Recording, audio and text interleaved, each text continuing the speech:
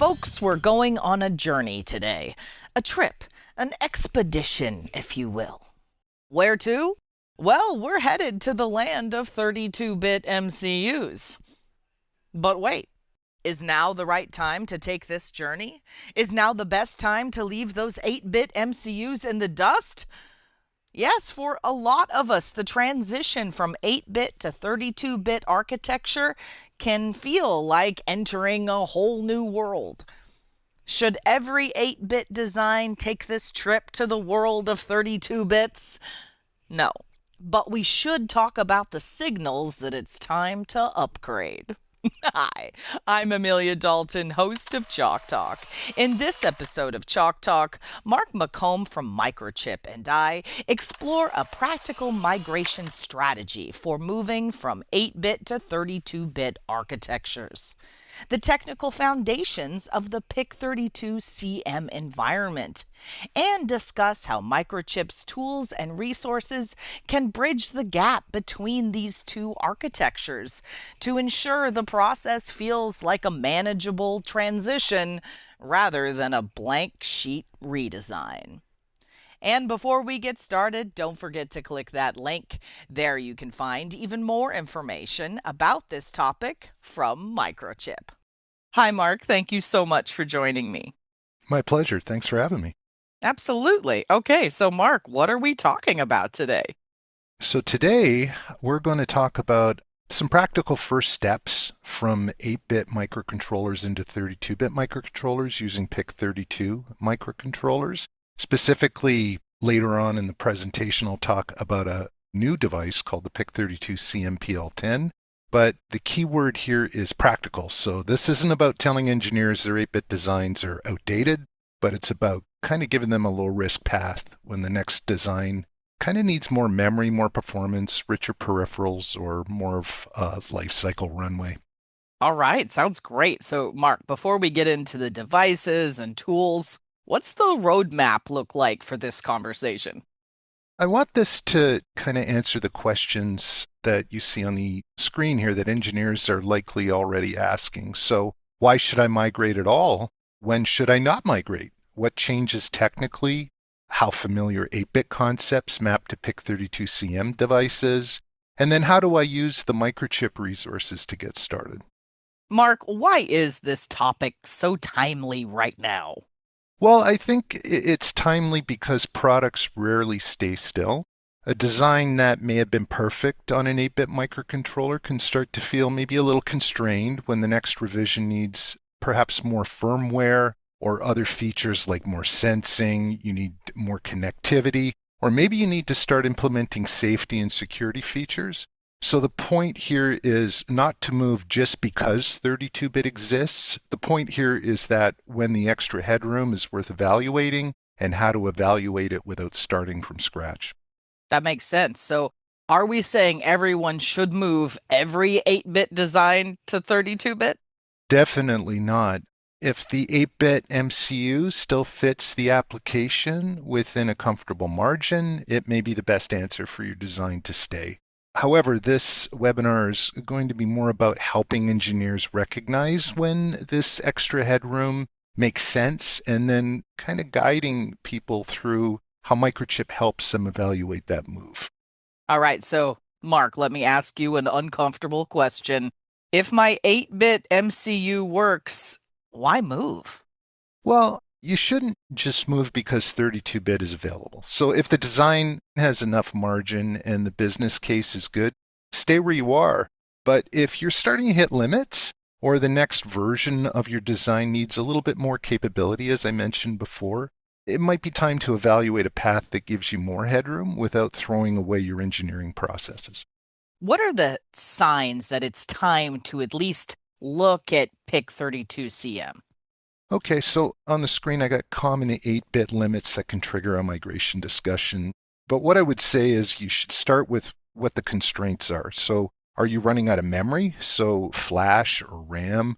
Are you adding more sensing or communication capabilities? Maybe some advanced communication capabilities. So maybe you want to do Ethernet, or maybe you want to do more advanced USB.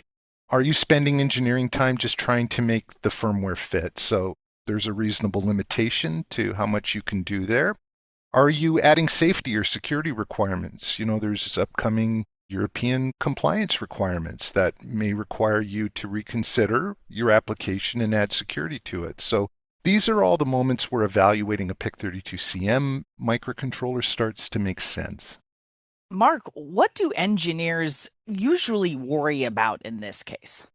So on the screen, I got some common engineering concerns about migrations, and they're all very reasonable. So first and foremost is cost. Is 32-bit too much for this design? 32-bit device costs have come way down in recent years, but there's still, as you get into more advanced capabilities, maybe the cost goes up a bit. Is 32-bit maybe overkill? Sometimes you don't need a sports car to go to the corner store and get a bottle of milk, or a carton of milk these days. Do you have to do a code rewrite? Are the tools that you have suitable for this migration? What peripherals do you need? Is there going to be hardware disruption and schedule risks? So the right answer is not to wave those away. The right answer is just to evaluate them in a structured way and use the resources that I'll call out a little later in the presentation to reduce uncertainty before you commit. All right, so why make PIC32CM the first 32-bit step instead of treating 32-bit as a completely new world? Well, you'll see this when we talk a bit about the PIC32CM PL10 device, which recently came out. But the main reason here is that engineers can get the performance and the memory headroom out of a 32-bit microcontroller, but they're not left alone to figure everything out. The migration guides that'll talk about some tools, there's examples, evaluation boards, and even the MPLab, which is our ecosystem for development workflow, kind of gives you a supported path from discovery through prototype. How should someone think about the PIC32CM portfolio without getting completely overwhelmed? If you start from the application needs, so not specifically from a device name, you can ask yourself, are you trying to preserve a migration-friendly path? If that's the case, this may be the suitable thing for you. Do you need control peripherals? Do you need low power? Do you need things like capacitive touch? Do you need safety, or as I mentioned before, security, or even more advanced connectivity? If that's the case, then you can use the family pages, the migration guides that I'll talk about, some parametric tools, data sheets, and even a design review to narrow the actual device. All right, so you mentioned PL10. Why does it deserve its own slide? The PL10, and as this slide says, is a migration-friendly on-ramp, but it's intentionally interesting for migration conversations. So what it does is it brings familiar core-independent peripheral concepts. So many of the peripherals that you may have seen on the AVR devices or even some of the PIC devices that we sell, some of these core concepts and peripheral concepts are the same, so they migrate easily. And it's described in Microchip collateral as package and pin compatible with the AVR DX and EX families if you're already using those. And it's supported by the same tool chain and the evaluation path we're discussing. So I'd actually treat this device selection as an engineering decision, but PL10 is a very natural place for many migration conversations to start. So, Mark, how do we make this feel less like a blank sheet redesign? You start with familiar building blocks, and this is where the PL10 kind of came into play, where we're looking at similar things that cross the 8-bit and 32-bit boundary. So every engineer is going to understand what a general purpose I/O is, a timer, or an analog to digital converter is, serial communication, low power, and debug. Every effort has been made as you migrate into things like the PIC32CM PL10 that the implementation names and configuration methods may change, but the migration guide should help those concepts into the PIC32CM world. And just to kind of give you an idea of where Microchip kind of helps out with this, you'll see on the slide that we have things like migration guides. You can go into data sheets and take a look at things. Peripheral comparison examples that exist on the website. There's family pages out there that you can look at, and it'll give you additional resources. We have actually new tools inside of VS Code, including an AI coding assistant, which you can literally go in and kind of ask it questions in context of what you're trying to do and have it map different things that are familiar to the new device that you're using. Of course, we also have getting started pages that you can take a look at, and that should help mitigate the implementation path. So, Mark, what actually changes technically? Beyond maybe some naming conventions, the big things to plan for are architecture. Obviously, we're moving from an 8-bit architecture into a Cortex ARM architecture. So you're going to have to look at things like the architecture. You're going to have to look at things like the memory map. In some instances, peripheral naming is going to stay the same and configuration is going to stay the same, but you have to take a look at what the associated peripheral is on the target device that you're looking to move toward. You're going to want to look at generated driver structure. If you need to go into low-level code, that's going to change a bit. There's also going to be some documentation terminology that you need to be aware of. And I know that sounds like a lot, but the point of these migration guides that we've developed is to make those differences visible before they become schedule surprises. Absolutely. So, how do we make this lower risk? So if you take a look at the screen, I have a staged migration flow. And so if you treat migration as a staged process, this is very engineering thought. So if you start with the existing design and what are the requirements, then you use the migration guides to map concepts, and then prototype the risky blocks on an evaluation board, adapt the firmware. That sequence kind of avoids the trap of starting with a code rewrite before you know the device. So preparation, tools, and peripheral paths are also something that we need to consider as part of this preparation. That makes sense. So, if I'm new to Microchip or new to PIC32CM, where should I start? So the best starting point would be to start at the PIC32CM or 32-bit microcontroller pages and look for the migration guides. Then use MPLab Discover, which is a great tool to help you navigate through code examples, not only on our website, but also on GitHub, to help you find examples related to what you want to do.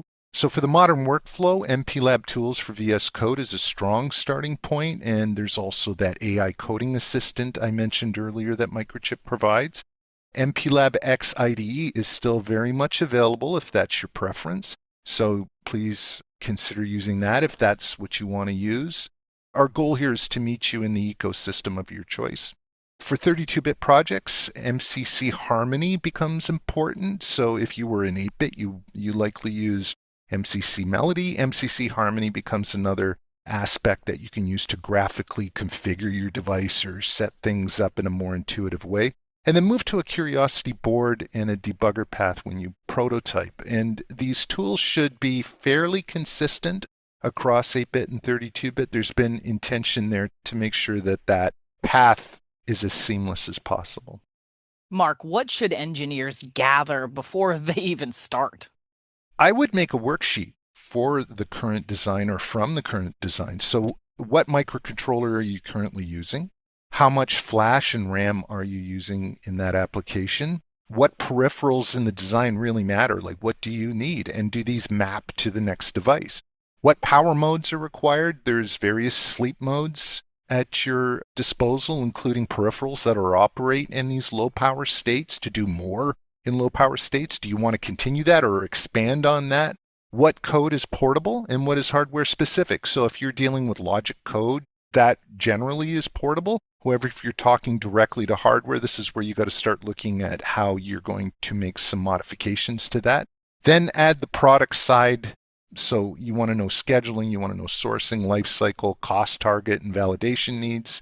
That kind of makes the migration discussion much more concrete and a little more manageable. All right. So, where should engineers go after this chalk talk, Mark? I'd keep it simple. So first identify the constraint or the reason you're evaluating 32-bit. Then what you should do is go to the PIC32CM microcontroller landing pages and take a look at the migration guides to map the path. And then finally, I'd prototype using the tools, examples, and evaluation boards. You can even simulate within the tool chain. So if you need to look at something before you even order it, that's a possibility too. And also use Mauser, the links that I have up here for current ordering information on devices, boards, and debug tools. Fantastic. Well, Mark, I think that's all I have time for today. Thank you so much for joining me. My pleasure. Thanks for having me.